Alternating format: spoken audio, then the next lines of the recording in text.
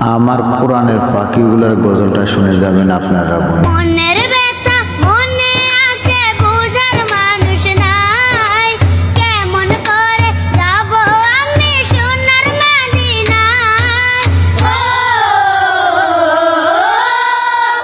মনের ব্যথা মনে আছে বুঝার মানুষ নাই, কেমন করে যাব আমি সোনার মদিনায়। ভালোবাসি তোমাকে যে আমি কতটা, যত ভাবি ততবার মনেরই জ্বালা। ভালোবাসি তোমাকে যে আমি কতটা, যত ভাবি ততবার